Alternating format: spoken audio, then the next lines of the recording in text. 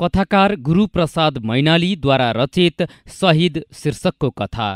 देश र जनताको मुक्तिका लागि हरेक नागरिकले आफ्नो व्यक्तिगत स्वार्थलाई तिलाञ्जली दिनुपर्दछ भन्ने भाव प्रस्तुत गर्ने सन्दर्भमा प्रस्तुत कथा संरचित भएको पाइन्छ। अबको क्रममा प्रस्तुत छ गुरुप्रसाद मैनालीद्वारा रचित शहीद शीर्षकको कथा। बाबु, ओ देवता बाबु, सुन्नु भएन? अखबारका पंक्तिबाट आँखा हटाएर मैले आगन्तुकपट्टि हेरेँ। उसका हातमा एउटा सादा लिफाफा र एक पाना कागज थियो। हल्ला मच्चाएर मेरो शान्ति भङ्ग गरिदिएको हुनाले आगन्तुक उपर मलाई अलिअलि रिस उठिराखेको थियो। झर्केर सोधेँ, के बाबु बाबु चिच्याइरहेको? को बाबुलाई खोज्छौ तिमी? उही कलेजमा पढ्ने गोरो गोरो पातलो बाबु क्या, चस्मा लाउने? आगन्तुक सायद म भन्दा पहिले यस कोठामा बस्ने विद्यार्थीलाई खोजिरहेको थियो। मैले उत्तर दिएँ, उनी त अस्ति नै गइसके। ओहो, एकपटक खबर पनि दिएनन्। साँच्चै नेपालका मानिसलाई माया मोह भनेको एक जात हुँदैन।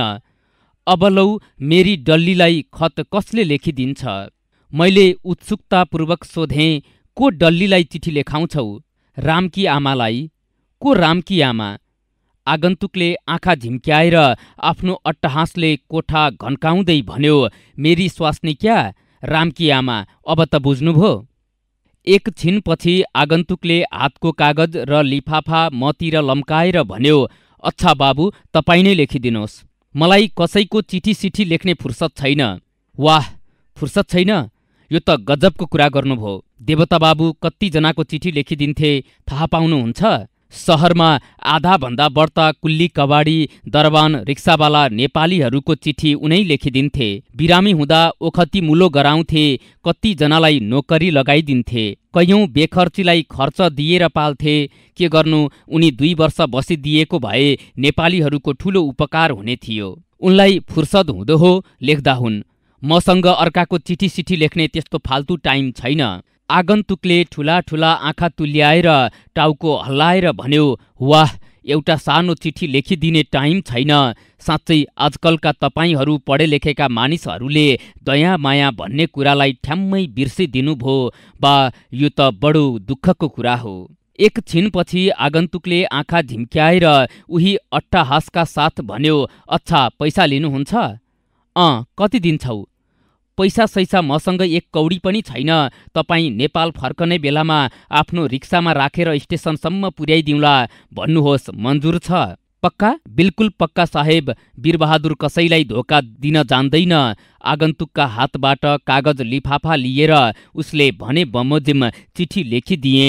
चिठीको मजबुन यस्तो थियो, दरबानी काम लाउन खान मात्र ठिक हुने, 1 पैसा नजोगिने हुनाले आजकल रिक्सा चलाउने काम गरिरहेको छु। साह्रै कडा मिहिनेत गर्नुपर्छ। खाने सुत्ने फुर्सद रहँदैन। अहिलेसम्म 400 जम्मा पारिसकेँ। अब दशैँसम्ममा आउँदा तिमी र रामलाई नयाँ नयाँ कपडा लिएर आउनेछु। अब त राम ठूलो भइसक्यो होला। चकचक गरेर तिमीलाई हैरान पार्दो हो।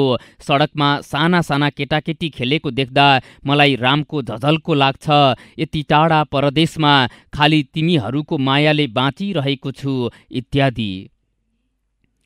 चिठी सुनिसकेपछि उसले आफ्नो हाँसोले कोठा घन्काउँदै आँखा झिम्क्याएर भन्यो, वाह बाबु वाह, चिठी हेर्ने बित्तिकै रामो राम डल्ली दङ्ग पर्छे। तपाईँ त देवता बाबु भन्दा पनि राम्रो लेख्नु हुँदो रहेछ गाँठे।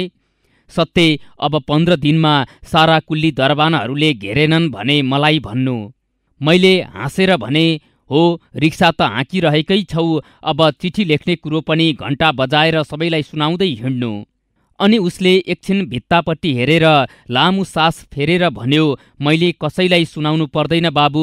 यस कमरामा सबै आफै आइपुग्छन्। यो देवता बाबु बस्ने कमरा हो। एकछिनपछि मैले भने, वीरबहादुर, के तिम्रो खेत अर्काले लिएको छ? जी, गाउँकै साहुले 500 को बन्दकमा खाएको छ। एकैपटक किन त्यत्तिको ऋण लिएको त? किन एकैपटक लिन्थे? डल्लीलाई बिहे गर्दा 100 लिएको थिएँ। यसैलाई दोब्र्याई तेब्र्याई 500 पारेर खेत खाइरहेको छ। खेत कस्तो छ नि जान्नुभयो? 3 बाली लाग्छ, 20 मुरी मसिनो धान फल्छ, गाउँभरिको मुटु खेत हो, हजुरबाजेले किनेको। तिमीले बिहे गरेको कति वर्ष भो? 10 वर्ष भो। त्यसबेला डल्ली 14 वर्षकी हुँदी हो, अहिले 24 वर्षकी भई। 10 वर्षमा 100 को 500 भो त? ब्याज कति लिन्छ नि जान्नुभो? सैकडा 25 अनि ब्याजको स्याजको प्याज गर्दा 500 पुग्न कति बेर लाग्छ र? एकछिनपछि बिडी सल्काउँदै हाँसेर भन्यो, खाओस् साले, कति दिन खाला। मैले मनमनले भने, सरकार गरिब प्रजालाई सस्तो ब्याजमा ऋण दिने प्रबन्ध किन गर्दैन? एक दिन बिहान वीरबहादुर मेरो कोठामा पस्यो र मलाई देख्ने बित्तिकै सलाम गरेर उही दिव्य हास्यका साथ भन्यो, थाहा पाउनुभयो बाबु, आज चोरले मेरो ट्रङ्क फोरेर सबै रुपियाँ चोरेछ, थानामा रपट लेखाएर आउँदैछु। विस्मयका साथ सोधेँ, के सबै लगेछ? 1 पैसा बाँकी छैन, कपडा लत्ता पनि लगेछ। वीरबहादुरका कुरा सुनेर मलाई अपार दुःख भो। मनमनले भने, साहुका पीरले स्वास्नी छोराछोरी छोडेर विदेशिएको यस गरिबले पसिना बगाएर कमाएको धन कुन पापीले छिनायो होला। एकछिनपछि बिडी सल्काउँदै वीरबहादुरले भन्यो, जान्नुभयो बाबु, कसले चोरी गर्यो? म के जानु कसले चोरी गर्यो, म चोरी गर्न थोरै गएको थिएँ र। त्यही धने सालेको काम हो। लौ जे क्रिया हाल भने पनि सक्छु। सालेले म गरिबको सालभरको पसिना खायो, त्यसलाई परमेश्वरले हातै फल दिएनन् भने मलाई भन्नुहोला। मैले लामो सास फेरेर भने, भाइ, फल त अवश्य पाउनुपर्छ। चोरी गरेर के गर्छ नि जान्नुभयो? रातभर 13 नम्बरको कमरामा बसेर जुवा खेल्छ अनि बाँकी पैसा त्यही स्टेसन नेरको चिया बेच्ने साइली छ नि, हो त्यही रन्डीलाई दिन्छ र रक्सी धोकेर आधा दिनसम्म सुतिरहन्छ। त्यो साहिली भन्ने कहाँकी मानिस रहिछ वीरबहादुर? कोनी राण पोखरातिरकी छेत्रिनी हुँ भन्छे। मान्छेहरू दमै टिपेर आएकी भन्दछन्। यहाँ आउँदा एउटा नौजवान मगर लिएर आएकी थिए। मगर ठिटो खसी काटेर मासु बेच्थ्यो। बिचरा पोहोर साल हैजाले मर्यो। त्यसपछि 3 दर्जन पुर्याइसकेकी होली। सहरभरिका ड्राइभर दरबानहरूको अखडा त्यही छ। राणी गाजल लाएर पान चपाएर बसिरहन्छे। अस्ति भन्थे, वीरबहादुर दाई, तपाईँ त कहिल्यै पनि आउनुहुन्न, हामीसँग रिसाउनु भएको छ क्यारे। 1 नम्बरकी चेपारे छ राण। कहिलेकाहीँ तिमी पनि गस्ती लगाउँछौ कि वीरबहादुर? कसो हो? राम राम, जे कसम खुवाउनुहोस् न। घरमा भगवती जस्ती स्वास्नी छ हजुर, छोरो पाएकी। वीरबहादुर त्यस्तो नालायक काम कहिल्यै गर्दैन। धने को हो नि वीरबहादुर? नुवाकोटको छेत्री हो, मिलमा भैँसी गाडी हाँक्छ। तिमीहरू परदेशमा किन रुपियाँ पैसा साथमा राख्छौ? डाक खानाको सेभिङ ब्याङ्कमा जम्मा गर्ने गर, त्यसो गरे त चोरिने डर रहँदैन नि। के गर्नु हजुर, हामी पहाड पर्वतका नपढेका मानिसलाई त त्यस्तो गरिरहन पनि असजिलो पर्दो रहेछ। एकछिनपछि वीरबहादुरले टेबिलमा राखेको घडीपट्टि हेरेर आङ तानेर भन्यो, ओहो 8 बजिसकेछ, बिदा दिनुहोस् बाबु। 3 जना बिरामीलाई खुवाउनु छ, बिचराहरू भोकले छटपटाइरहेका होलान्। बिरामीलाई खुवाउनु छ? को बिरामी छ? को भनौँ बाबु? मलाई रोजै 2-4 जना बिरामीको स्याहार सुसार गर्ने काम परिआउँछ। आज नम्बर 7 मा 2 जना छन्, नम्बर 5 मा 1 जना। परदेशको ठाउँ बिचराहरू बिरामी हुनासाथ बोलाउँछन्। आफ्नो मुलुकका मानिस हुन् बाबु, हामीले नहेरे कसले हेर्छ? वीरबहादुर उठेर गयो। मेरा मनमा कुरा खेल्न थाल्यो, यो कस्तो विचित्रको मानिस हो। सालभरको कमाई चोरियो भन्छ, तर फिक्री छैन। झन् बिरामीलाई खुवाउने प्याउने दायित्व बोकेर हिँड्छ। यसलाई नेपालीहरू आफ्ना मानिस भन्ने पुरा ख्याल छ। दायित्व लिएर मात्र दायित्व परिआउने हो कि नलिए पनि पर्ने हो, मैले केही निर्णय गर्न सकिन। 1 साता पछिको कुरा हो। वीरबहादुरसँग स्टेसन नेरीको रुखमुनि भेट भयो। साइकल रिक्सा सियालमा राखेर पानको पसल अगाडि बिडी तान्न लागेको रहेछ।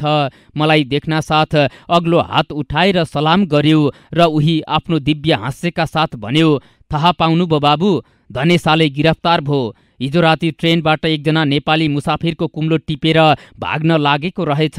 पुलिसले उत्तिखेरै पक्रेर लग्यो। अहिले थानाको हाजतमा बसिरहेछ।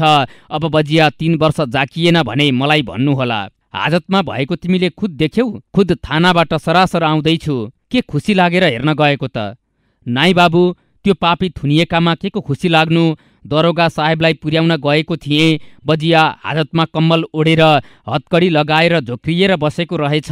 मलाई देखेर भन्थ्यो, दाई मद्दत गर, चाहे भने सालेलाई भोलि छोडाउन सक्छु, तर यसपालि चेतोस्। चोरीमा गिरफ्तार भएको मानिस कसैले छोडाउँदैमा छुट्न सक्छ र? जान्नुहुन्छ बाबु, सारा दरोगा पुलिसहरू वीरबहादुरका हातमा छन्। सब सालेलाई त मै लादी लादी हिँड्छु। पुलिसहरू कुनै सालेसँग भाडा लिन्न। त्यो मोटो दरोगा छ नि, हो, त्यसलाई भनिदिए भने भोलि छोडिदिन्छ, तर एकपटक त सातो लिन्छ। भो, पुलिसले छोडिदिन्छ, त्यही भरोसामा बस। के कुरा गर्नुहुन्छ? पोहोर साल हिन्दू मुसलमानको दङ्गामा त्यसलाई मैले बचाएको हुँ बाबु। एउटा मुसलमानले छुरा हानेर त्यसको भुँडी खसाइसकेको थियो। चट्ट म अगाडि गएर छेकेँ र बाँच्यो। त्यसलाई लाग्ने छुरा मेरो पाखुरामा लाग्यो र 15 दिन अस्पतालमा सुतेँ। अहिलेसम्म खत छँदैछ, नपत्याएर यी हेर्नुहोस्। वीरबहादुरले कमिजको बाहुला सारेर खत देखायो र फेरि गर्वका साथ भन्यो, त्यहाँदेखि मैले जे भने पनि मान्छ। त्यसलाई भनेर मैले 4 जना नेपालीलाई छोडाइसकेको छु। पोहोर साल त्यही धने सालेलाई पनि शराबको केसमा छोडाइदिएको थिएँ। यसपालि छोडाउन्न, सालेको बानी छुटोस्। एकछिनपछि भन्यो, आज मुसाफिरहरू छैनन् बाबु, डेरामा जान्छु। त्यो 5 नम्बरको कोठामा बस्ने बिरामी सिकिस्त छ, सायद बाँच्दैन क्यार। मर्यो भने फेरि घाटमा पुर्याउनु पर्छ। त्यो बिरामी कहाँको मानिस हो वीरबहादुर? रामेछापको गुरुङ हो। त्यहाँ परको बङ्गाली कहाँ भाडा माझ्थ्यो। के मरेका जति सबैलाई घाटमा पुर्याउँछौ? बेवारिसे मुर्दालाई कसले पुर्याउँथे बाबु? डुम मेहतरले कुकुर बिरालो फाले झैँ घिच्याएर फालिदिन्छन्। मैले भेटेका जतिलाई घाटमा पुर्याएर जलाइदिने गरेको छु। तर के गर्नु बाबु, बोक्ने मानिस र दाउराले बडो मुस्किल पर्छ। नेपालीहरूलाई भन्न गयो भने यो जात उ जात भन्न थाल्छन्। कफन दाउरामा गरेर मेरो हर साल 100-125 रुपियाँ खर्च हुन्छ। अब के गर्ने त, आफ्ना देशका मानिस हुन्, अर्थोक नभए पनि धर्म त होला। एकछिनपछि रिक्सामा चढेर भन्यो, तपाईँको डेरा पनि उतै त हो नि, बस्नुहोस्, डेरानिर उतारिदिउँला। मैले हाँसेर भने, भाडा लिने भए मात्रै बस्छु, किनकि म पुलिस होइन नि। भन त, भाडा लिन मन्जुर छौ? अरे बाबु, त्यति बित्ताभरको ठाउँमा उतारिदिन पनि तपाईँसँग भाडा लिने? गरिब छु, मजदुरी गर्छु, तर पैसाका निम्ति आत्मा बेचेको छैन। यो रिक्सा त आफ्नै होला? नाइ बाबु, आफ्नो भए त बेचबाच पारेर पोरै घर पुगिसक्ने थिएँ। घण्टा घरको सामुन्ने त्यो बिल्डिङ छ नि, हो, त्यही मारवाडीको हो। सहरमा उसका 100 रिक्सा चल्छन्। साँच्चै भन त वीरबहादुर, दिनमा कति कमाउँछौ? के कमाउनु बाबु, कुनै दिन 8-10 रुपियाँ पनि होइजान्छ। कुनै दिन जेबबाट रिक्साको किराया तिरेर डेरामा जान्छु। रिक्सा नचलेको दिनको पनि किराया तिर्नुपर्छ? यो त सरासर जुलुम हो भाइ। गाडी चलोस् या नचलोस्, 1 पैसा छोड्दैन। 1 नम्बरको चाहिन्छ साले। किराया कति तिर्नुपर्छ नि? रोजको 3 रुपियाँ। केही छैन बाबु, तन काटेर 2 पैसा निकाल्छौँ। वीरबहादुर मलाई जवाफ पनि दिँदै जान्थ्यो। बाटामा परिचित मानिसलाई देख्दा हात उठाएर कसैलाई राम राम, कसैलाई सलाम पनि भन्दै जान्थ्यो। रिक्सा बेगसँग दौडाइरहेको थियो। कति मानिससँग परिचय थियो उसको। त्यसको खुस मिजाज र विनयशीलता देखेर म दङ्ग भइरहेको थिएँ। 1.5-2 महिना पछिको कुरो हो। एक दिन बिहान वीरबहादुर फेरि मेरो कोठामा दाखिल भयो। उसका दुवै आँखामा आँसु छचल्किरहेका थिए। मलाई देख्ने बित्तिकै छातीमा भक्कानु पारेर रुन लाग्यो। मैले मनमनमा भने, यस दुःखलाई हाँसोमा उडाइदिने निशोक प्राणीको आज कुन महान आघातले विचलित गरायो होला। यो चोट अवश्य सामान्य छैन होला। अनि प्रकटमा भने, किन यस्तो विवश भइरहेको छौ वीरबहादुर? तिमीलाई के भो? के भन्नु बाबु, मेरो राम खसेछ। मेरो राजालाई दैवले चुडेर लग्यो। वीरबहादुर झन घोप्टो परेर डाँको छोडेर रुन लाग्यो। मैले पनि मन थाम्न सकिन। गहभरि आँसु भो। एकैछिनपछि वीरबहादुरले आँसु पुस्दै भन्यो, मेरो राम राजा रहिसको छोरो जस्तो राम्रो थियो। गोरो, कलकलाउँदो, यति अग्लो निधार भएको, बाँचिरहेको भए ठुलो मानिस हुने थियो। अनि उसले अलि धैर्य गरेर भन्यो, यो साल मेरो ठुलो दशा रहेछ बाबु।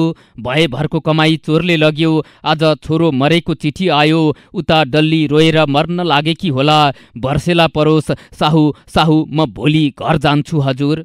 भोलिपल्ट वीरबहादुरलाई पुर्याउन म पनि स्टेसनसम्म गएँ। धन सम्पत्तिको नाउँमा उसँग एउटा कब्जा फुक्लेको थोत्रो ट्रङ्क र एउटा पुरानो कम्बलको सानो गुन्टा सिवाय केही थिएन। इन्जनले सिटी दिएपछि उसले गहभरि आँसु पारेर सलाम गर्यो। मेरो आँखाबाट पनि अचानक 2 थोपा आँसु खसे। रेल हिँडेपछि पनि मैले धेरै बेरसम्म वीरबहादुरको झ्यालतिर हेरिरहेँ। मलाई आज आफ्नै परिवारका कुनै आत्मीय व्यक्ति बिछोड भए जस्तो दुःख भइरहेको थियो। नेपालमा भित्रै सल्किरहेको क्रान्तिको आगो एकैपटक दन्कियो। आफ्ना प्यारा प्रजालाई आजाद गराउनका निमित्त हाम्रा वीर सम्राट त्रिभुवन वीरविक्रम शाहदेव 7 साल कार्तिक 21 गते आफ्ना सारा परिवार लिए शरणार्थीका रूपमा नेपालको भारतीय दूतावासमा प्रवेश गर्नुभयो र कार्तिक 26 गते भारतीय सरकारका संरक्षणमा विमानद्वारा दिल्लीतर्फ प्रस्थान गर्नुभयो। त्यसै दिन रातको 3 बजे नेपाली काङ्ग्रेसले पूर्व माने भन्ज्याङदेखि लिएर पश्चिम महाकालीसम्म नेपालका सामन्ती सरकारका विरुद्ध गृहयुद्धको घोषणा गर्यो। काङ्ग्रेसले नौतन्वा, गोरखपुर, पटना, लखनऊ, कटिहार इत्यादि ठाउँमा जनमुक्ति सेनाको भर्ती सुरु गर्यो। भारतका स्कुल कलेजमा पढ्ने धेरैजसो नेपाली विद्यार्थीहरूले पनि क्रान्तिमा सक्रिय भाग लिए। हामी ठाउँका मेडिकल कलेजमा पढ्ने विद्यार्थीहरू पनि रेड क्रसमा काम गर्नका निमित्त काङ्ग्रेसको हेड अफिसमा जम्मा भयौँ। म विराटनगरको सैनिक अस्पतालमा खटिएँ। रातको 9 बजे म हस्पिटलको वार्डमा प्रवेश गरेर घायल सैनिकहरूको जाँच गर्न लागेँ। त्यस्तैमा पर कुनाको बेडबाट एकजना घायल सैनिकले भन्यो, बाबु जय नेपाल। स्वर चिने जस्तो लाग्यो तर ठिक ठम्याउन सकिन र बेड नजिकै पुगेँ। म अकमकिएको देखेर छेड स्वरले भन्यो, चिन्नु भएन बाबु वीरबहादुरलाई? मेरो आश्चर्यको सीमा रहेन। उत्सुकतापूर्वक सोधेँ, वीरबहादुर तिमी यहाँ कसरी आइपुग्यौ? तिमी त घर हिँडेका थियौ। उसले आँसु झार्दै भन्यो, तपाईसँग बिदा भएर पर्सिपल्ट बिहान गोरखपुर पुगेँ। प्लेटफारममा अचानक देवता बाबुसँग भेट भयो र उहाँले आश्चर्य मानेर सोध्नुभयो, वीरबहादुर तिमी यस्तो छाटसँग कहाँ जान लागेको? मैले रोएर आफ्नो हाल सबै भनिदिएँ। अनि उहाँले गहभरि आँसु पारेर भन्नुभयो, हरे राम खसेछ, डल्लीलाई कस्तो छ नि? मैले भने, ऊ पनि रोएर मर्न लागेकी होली। अनि देवता बाबुले भन्नुभयो, वीरबहादुर संसार यस्तै छ, अपसोच नगर। हामीले आजादीका लागि नेपालमा सामन्त सरकारसँग लडाईँ सुरु गर्यौं। मुक्ति सेनाका निमित्त स्वयंसेवकहरूको बहुतै जरुरत छ। तिमी जस्ता बहादुर कमान्डर पाए एउटा मोर्चामा हाम्रो अवश्य विजय हुनेछ। तिमी घर जान पाउँदैनौ, सेनामा भर्ती हुनुपर्छ। मैले हात जोडेर भने, बाबु एकपटक डल्लीको मुख मात्रै हेरेर आउन दिनुहोस्, अनि जे भन्नुहुन्छ मान्नेछु।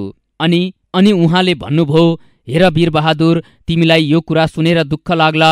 मेरो पनि भदौमा जहान परलोक भइछन्। काखको छोरालाई दिदीले लगेर पाल्नु भएको छ अरे। उता सरकारले घर खेत जफत गरिराखेको छ। आफू चन्दा मागेर खान्छु। भन त मेरो मन कस्तो भएको होला। तर याद राख, आमाको पुकार भन्दा स्वास्नी छोराछोरीको पुकार ठुलो होइन। जन्जिरले बाँधिएकी नेपाल आमा यस बखत आफ्ना समस्त सन्तानसँग हात पसारेर रोइरहेकी छन्। आमाको बन्धन हामी सबैले मिलेर तोड्नु पर्छ। तिमीलाई थाहै छ, सन् 42को गदरमा भारतका हजारौं लालहरूले देशका निमित्त कसरी हाँसी हाँसीकन आफ्नो प्राणको बाली दिए। तिमीलाई आमाको माया लाग्दैन? एक दिन मर्नु त छँदैछ, मानिसले मर्न जान्नुपर्छ। जुन जाति मर्न जान्दछ, बाँच्न पनि त्यसैले जानेको हुन्छ। अनि के तपाईलाई थाहै छ, हामी देवता बाबुको आज्ञा काट्न सक्दैनौँ। उहाँले मलाई पनि प्लाटुन कमान्डरमा भर्ती गरेर विराटनगर पठाइदिनु भयो। त्यही बेला विश्वस्त सूत्रबाट थाहा भयो, विराटनगरका सरकारी सेनाका मद्दतका निमित्त नेपालबाट 300 फौज तराईको बाटो आइरहेका छन्। यो खबर पाएर हाम्रा सेनापतिले 100 जवान सिपाही दिएर सरकारी सेना रोक्ने काममा मलाई खटाउनु भयो। कोशी नदीका कुसहा घाटमा सरकारी सेनासँग हाम्रो घमासान लडाईँ पर्यो। दुवैतिरका धेरै जवान हताहत भए। 300 जवानको अगाडि 100 जवान टिक्न कठिन थियो। हाम्रो मुक्ति सेनाका जवानहरूको हिम्मत टुट्न लाग्यो। मैले विचार गरेँ, सरकारी सेना अगाडि बढ्यो भने हाम्रा बाँकी रहेका जवान त अवश्य सोतर हुने नै छन्। साथसाथै विराटनगरका अरू 400 जवान पनि घेरामा परेर खत्तम हुन्छन्। अनि मैले आफ्नो सेनाका जवानहरूलाई भने, वीर जवानहरू हो, आज मर्ने र मार्ने दिन हो, खबरदार कोही नहट्नु। हाम्रो एक जवान र एक गोली शेष रहेसम्म पनि दुश्मनलाई एक पाइलो अगाडि बढ्न दिनुहुन्न। संख्यामा थोरै भए पनि हामीसँग सत्य र ईश्वरको बल छ। दुश्मनको मुटु हल्लिसकेको छ। बहुतै चाँडो हाम्रो विजय हुन्छ। अनि मेरा जवानहरूले फेरि आफ्नो शौर्य र पराक्रम देखाउन थाले। तर त्यही बेला दुश्मनले हानेको एक गोली मेरो छातीमा लाग्यो र म बेहोस भएर गिरेँ। होस फिरेपछि मैले आफूलाई यही बेडमा सुतिरहेको पाएँ। एक छिनपछि फेरि उसले आँसु झार्दै भन्यो, बाबु, लडाईँमा मैले धेरै पटक मृत्युसँग खेलबाड गरिसकेको छु। त्यसो हुनाले मर्नमा त मलाई अलिकता नै फिक्री छैन। तर एकपटक डल्लीको मुख हेर्न पाइन। ठुलो अफसोस यही कुराको छ। मैले भने, अघि पनि तिमीले फौजमा काम गरेका थियौ? जी, अघि मैले 2-4 गोर्खा रेजिमेन्टमा 5 साल नोकरी गरेको थिएँ। दोस्रो ठुलो लडाईँमा हाम्रो पल्टन बर्मामा लड्थ्यो। वीरबहादुर, तिमी जस्ता बहादुर योद्धालाई यो खबर सुनेर खुसी नै लाग्ला। तिम्रा देवता बाबु पनि अस्तिको लडाईँमा शहीद हुनुभयो। अहो, देवता बाबु मर्नुभयो? उहाँ महान पुरुष हुनुहुन्थ्यो। वीरबहादुर आँखा चिम्लेर दुवै हात जोडी एकछिन मौन रह्यो। अनि फेरि मतिर हेरेर उसले भन्यो, बाबु, मेरो शरीरका सारा पूर्जाहरू चुडिन लागेका छन्। घाउ साह्रै दुखिरहेछ। यसपटक म अवश्य बाँच्दिन। मेरी डल्लीलाई एउटा चिठी पठाइदिनुहोला। मेरो गहभरि आँसु भयो। मैले भने, तिमी विश्वास राख वीरबहादुर, म डल्लीलाई चिठी अवश्य पठाइदिनेछु। मैले वीरबहादुरलाई पेनिसिलियनको सुई दिएँ। उसको पथ्यको व्यवस्था मिलाएर आफ्नो चार्ज साथी डाक्टर नरेन्द्र ध्वज जोशीलाई सुम्पेर म रात्रि विश्रामका निमित्त डेरातर्फ हिँडेँ। मेरा मनमा विचारको ज्वारभाट चल्न लाग्यो। अहो, मृत्युको रूप पनि कति प्रकारको हुन्छ। ऊ देशको निमित्त वीर गतिले मर्न लाग्यो। अरू हजारौं नेपालीहरू ठाउँ ठाउँमा कुकुर बिराला मरे जस्तो मरिरहेका छन्। अब डल्लीलाई चिठी पो के भनेर लेखिदिउँ? छोरो मरेको वर्ष दिन भएको छैन। लोग्ने परदेशमा यसरी मर्न लागिरहेको छ। जग्गा जमिन साहुले अठ्याइराखेको छ। चिठी पाउँदा ती दिनहीन विधुवाको हृदय कस्तो होला? लोग्नेको क्रिया काष्ठा गर्ने पैसा पनि पो छ कि छैन? अब सायद उनीसँग बन्धक राख्ने गहना पनि केही होइन। मेरो मन एक तमासको भयो। बिहानैदेखि आकाश बादलले ढाकिरहेको थियो। टाइम चिसो बतास चल्थ्यो। पुसको जाडोले तरुण रूप धारण गरेको थियो। म कपडा लगाएर अस्पताल जान तयार भइरहेको थिएँ। त्यस्तैमा भर क्षितिजमा ठुलो कोलाहल गर्दै मानिस आउन लागेको देखेँ। अघि मुक्ति सेनाका हतियारबन्द सिपाहीहरू थिए। त्यसपछि एक हातमा आरती र एक हातमा माला लिएका स्वयंसेविकाहरूको दल थियो। त्यसपछि 8 जना स्वयंसेवकहरूले एउटा लास बोकेका थिए। लास ठुलो राष्ट्रिय झण्डाले ढाकेको, फुलमाला अबिर लाभाले सिँगारी राखेको थियो। त्यसपछि राष्ट्रिय झण्डा लिएका पुरुष स्वयंसेवक र नागरिकहरूको दल थियो। सबैजना जोसका साथ बुलन्द आवाजले नारा लगाइरहेका थिए, इन्कलाब जिन्दाबाद, वीर शहीद जिन्दाबाद, वीरबहादुर जिन्दाबाद। बुझ्दा अर्थी मेरै चिरपरिचित वीरबहादुरको रहेछ। मेरा आँखाबाट आँसुका धारा बग्न लागे। श्रोता, यिनै प्रसङ्गसँगै शहीद कथा यही सकिन्छ।